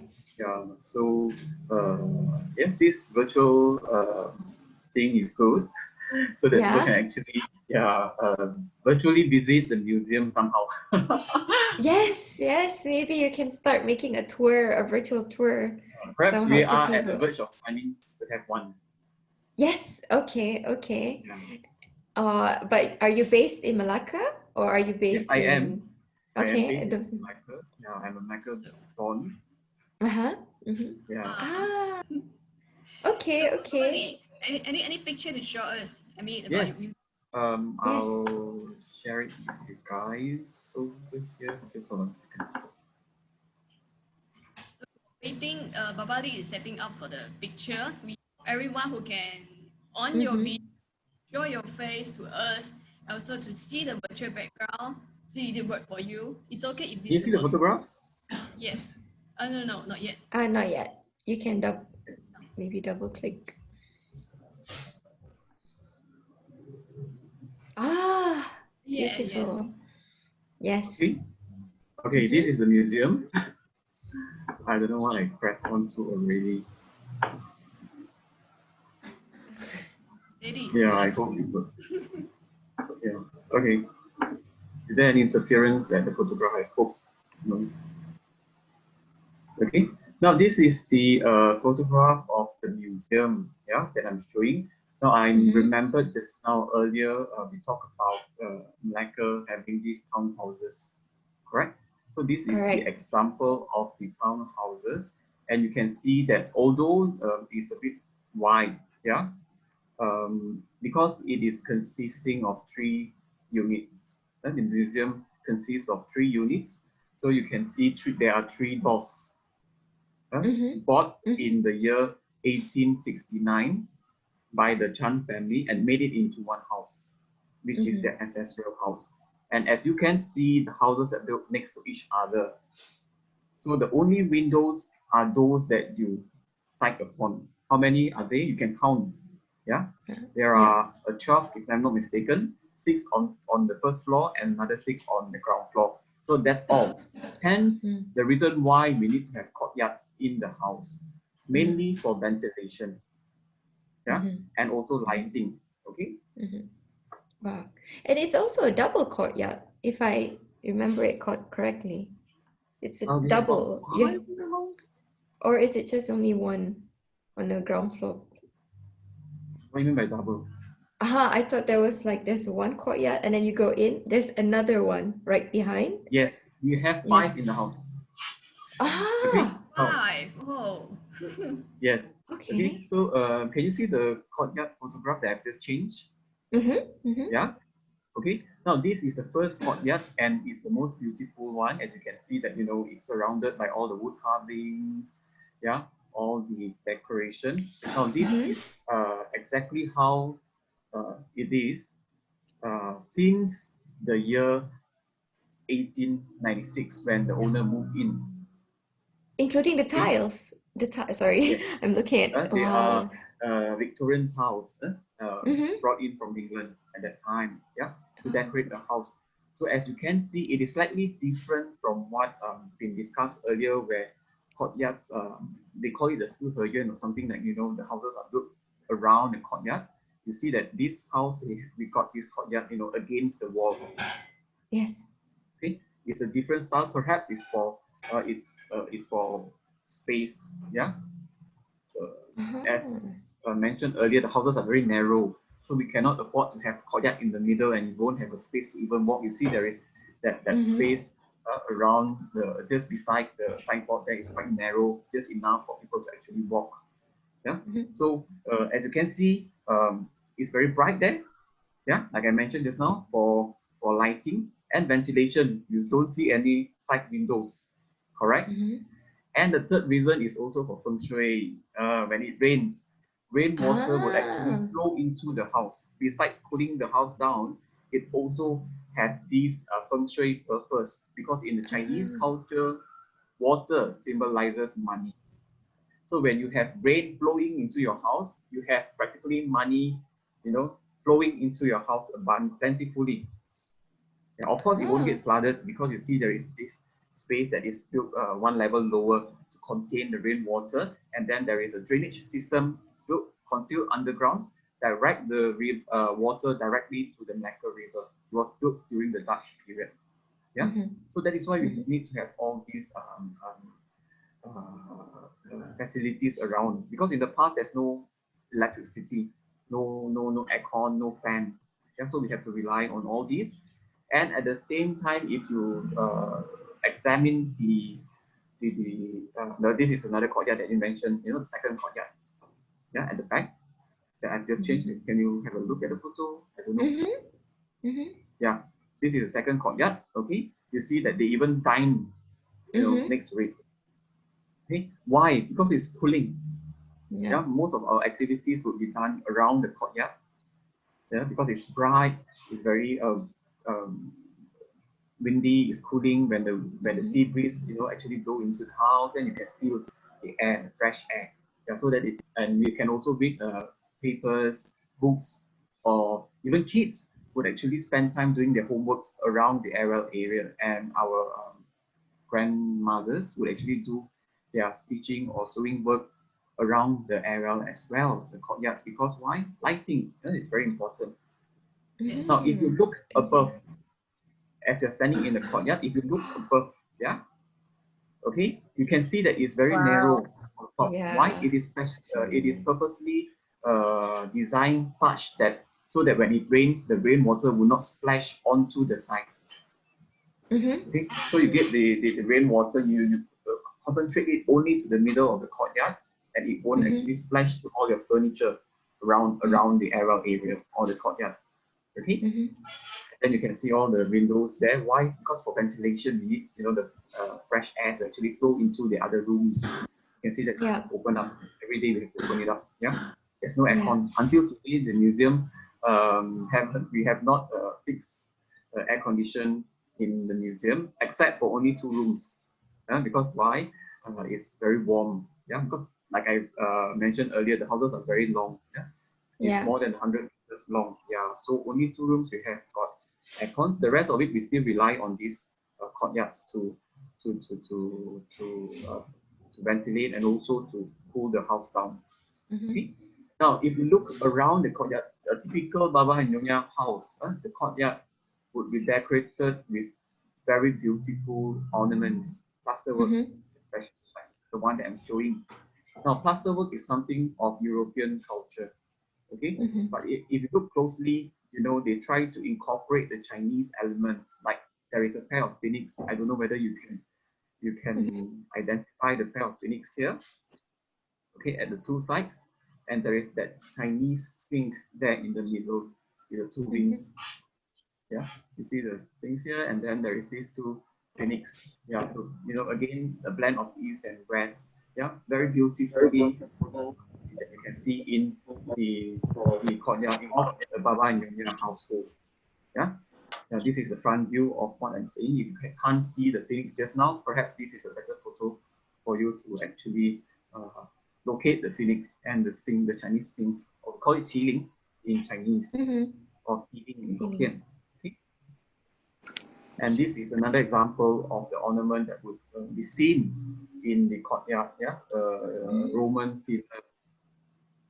Again, a blend of east and west. And then it tells you about the Baba and Nyonya, but mainly is for ventilation. Of course, when you are rich, you can have all these beautiful ornaments inside. Who would not want to decorate their house beautifully? Okay. Now, besides that, when we go to the upper floor, you can see, the courtyard is also there. Okay. Protected by these windows, so that people would not actually fall down. Okay, or else they would just trip and fall onto the ground level. So you have these, and then you have windows all around it. And you would open it up for lighting and also for ventilation. Okay. And we have an actual well in the second courtyard where we would actually draw water for washing. The houses here, they were built very near to the sea, so the water is aligned. We can't drink. You can only draw water for washing from the well in the courtyard. Okay, and also there is that, of course, the beautiful goldfish there. It's again a feng shui element placed there.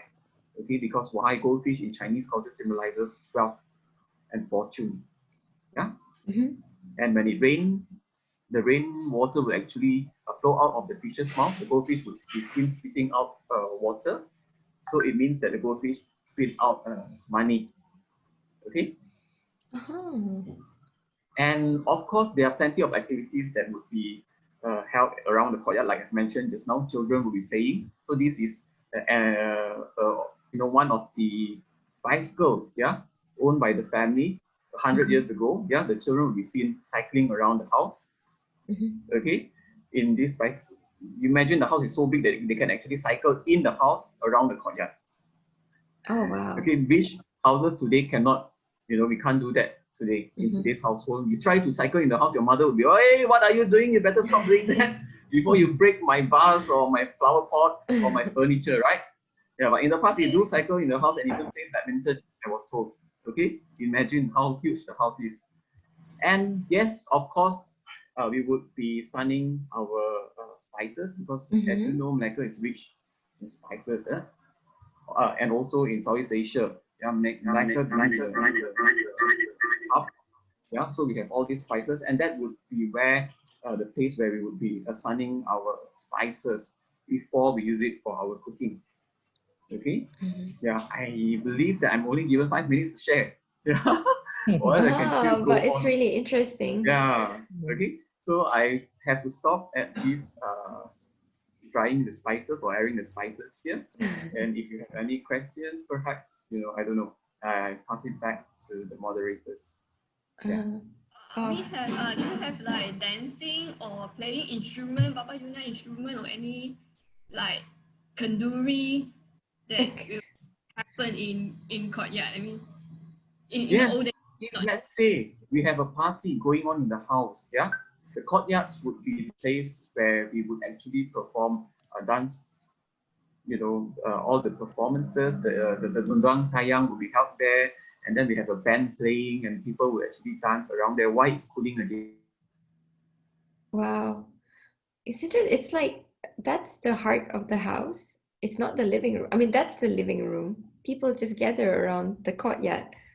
Like, I guess in cold countries, you would go around the fireplace, and for tropical climates, you go around a courtyard because it's colder. Yes, yes, yeah. So we will actually dance in the courtyard, and also when we have this what we call the leap year, like this year we have 2 repetitive months, we will actually sun or air the funeral clothing. Okay, we have some funeral embroidery that we will use for funeral that we will take out during the leap month and actually air it in the area of courtyards. And also in the past, I was told they would actually invite goldsmiths to come over and set their diamonds, you know, in front of them in the courtyard, because one is the brightest part of the house, and they cannot switch the diamonds to another inferior diamond. Okay, so they would get the goldsmith to actually come over and sit in the courtyard and set their jewelry for them, right, in front of them. Yeah. Ah, thank you. Interesting. Yeah. Alright, we are invited all our audience to share. Share your video here so we can see you. Also, we want to make a group photo. So please, everyone, please show face and also unmute yourself. Hi, Rosalie. Can hear from you. So anyone like Julie? Hi. Hi, Gwen. Hi, Miss Rowena, Chinling. Oh. Hi. Hi, Gwen. Hello. I can't see you at all. Oh, hang on, there you go. Oh, really happy to see faces like the courtyard housing. Sorry, I haven't got my backdrop, but I haven't got my green screen up. Oh, yes. Don't worry. And I think we have a lot of students here with us today. Yeah. Well, I hope they can develop the courtyard, because I'm sitting in my shop house at the moment, and it's pouring with rain, and my windows are open, and I'm nice and protected, and I can feel the cool air from it. If I ever had to leave this, it's just gorgeous. So hopefully more people can live in them. It's so good. And not as grand as this, the one in your images. It's a very humble one. You know, the reason why they need this area is both for lighting as well as ventilation. Yeah, the airwell's amazing. And the air that runs through this building, although there's not much privacy between rooms because there's the lattice work at the top of the wall, so you hear everything either side, but the air quality is fantastic. It's a very interesting design. Yeah, you need to break the internal wall, and you need to ventilate the interior of the building. as well. Yeah.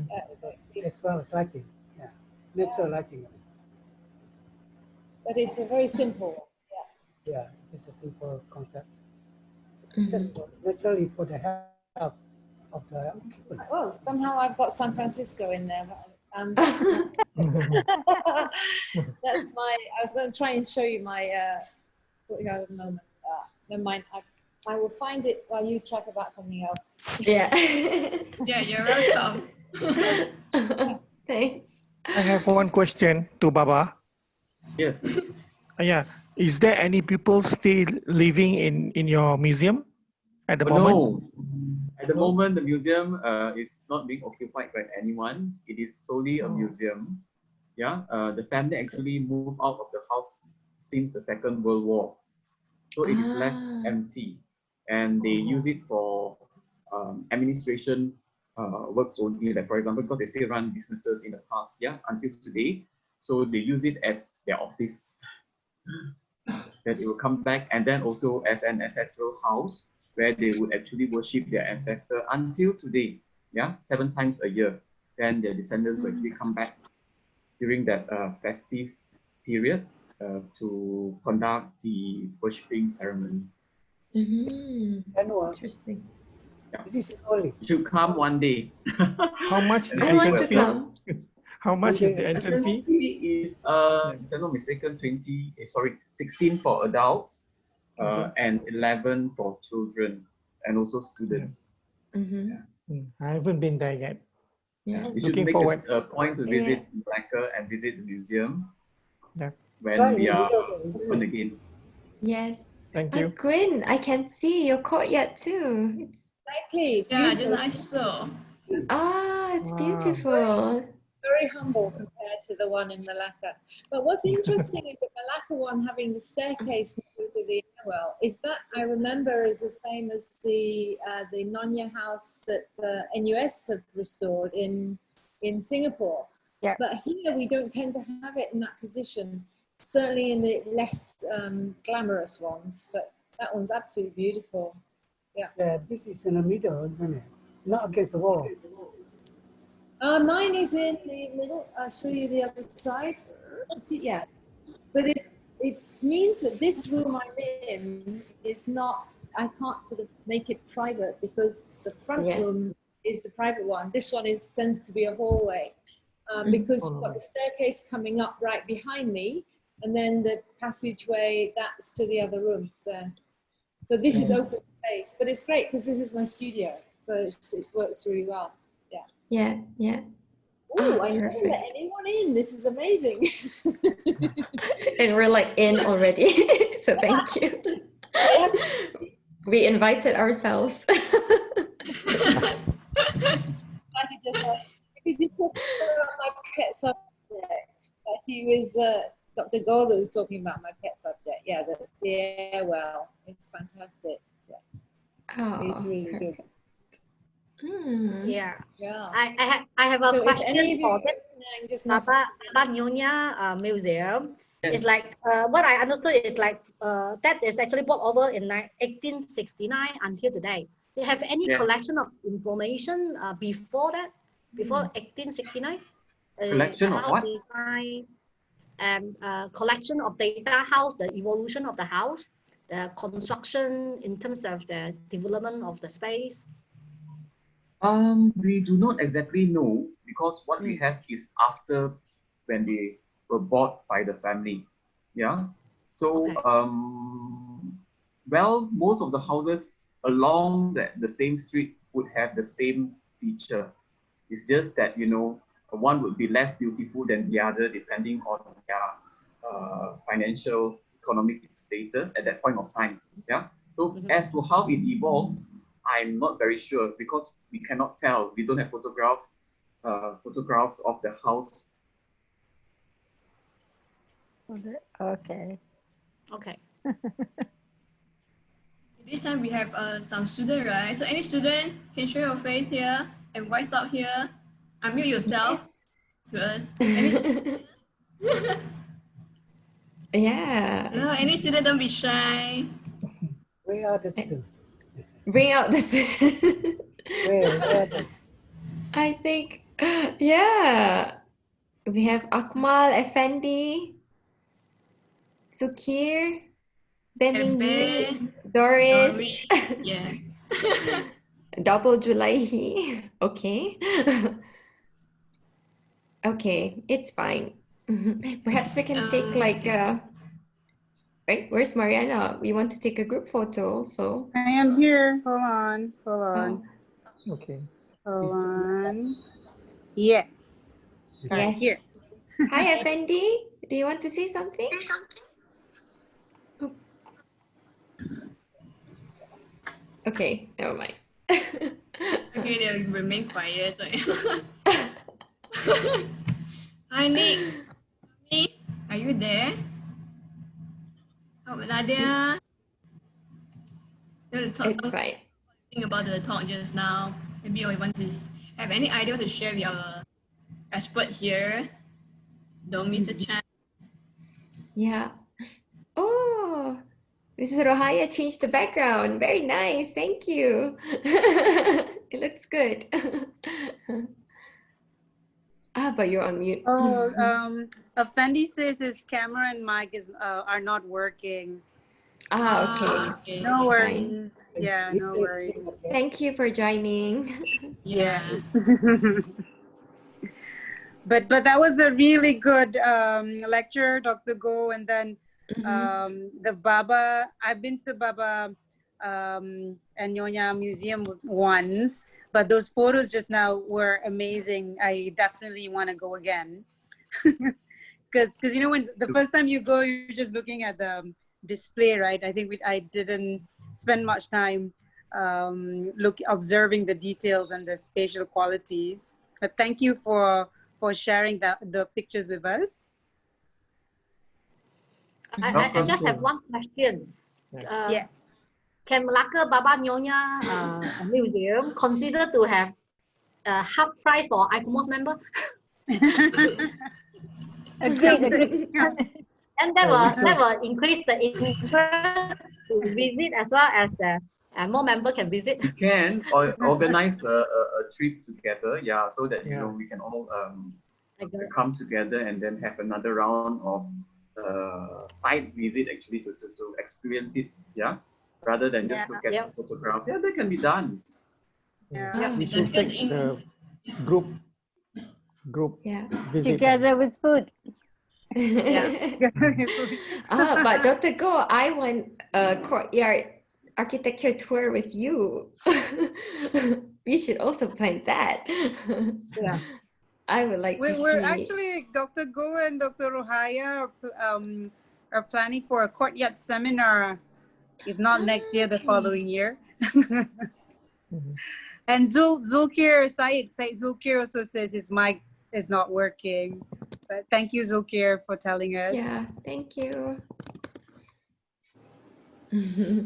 Okay. A courtyard seminar. Okay. It should be quite interesting.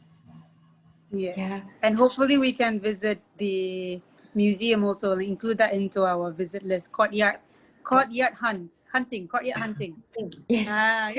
Courtyard hunting. I will go to Germany because I really want to see the backbone one.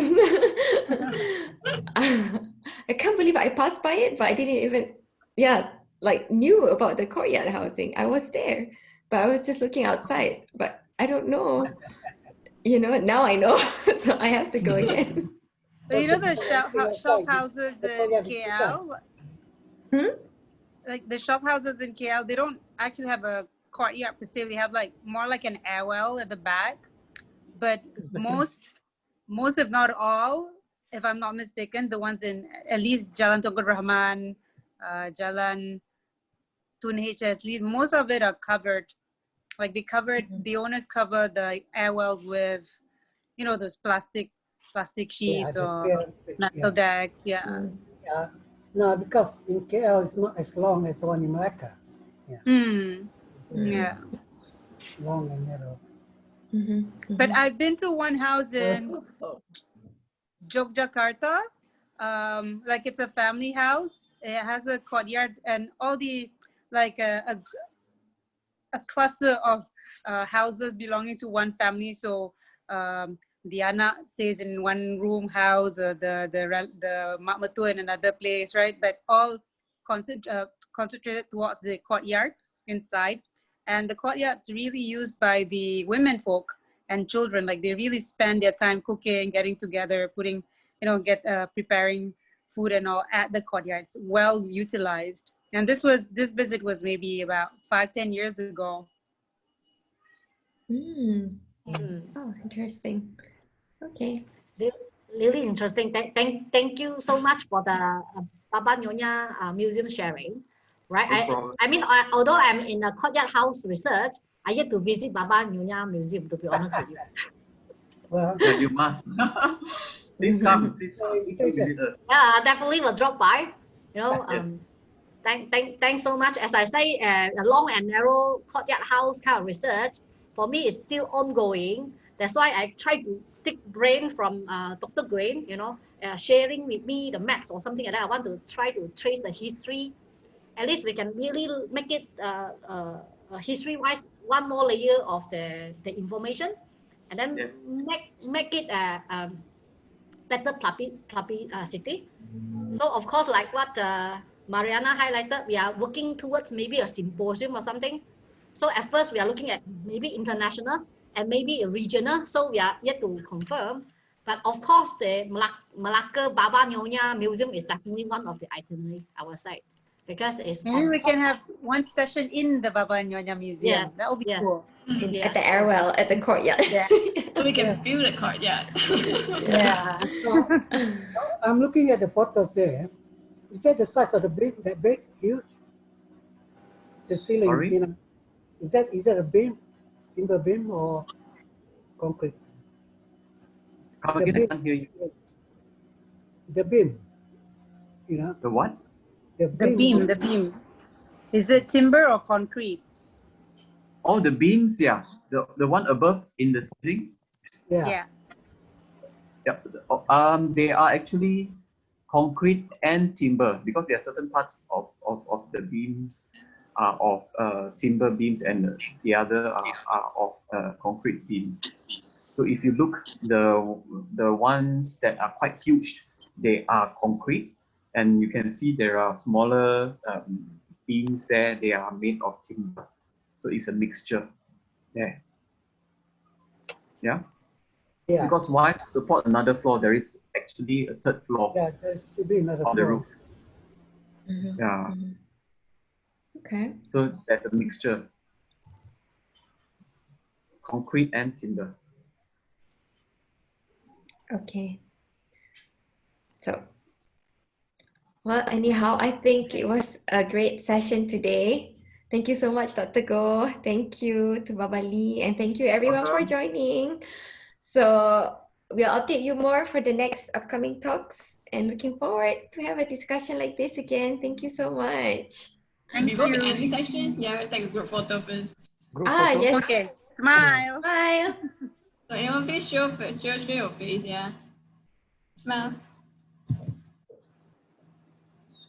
All right. Sorry. All right. Okay. One more time. Okay. Perfect. Thank you. Bye-bye. Okay. Okay, bye. Bye, everyone. Okay, Thank you so thank you. much. Thank you. Thank you, Thank Dr. you, Goh. everyone. Thank you, Akamos. Keep doing this. Bye. Thanks for joining.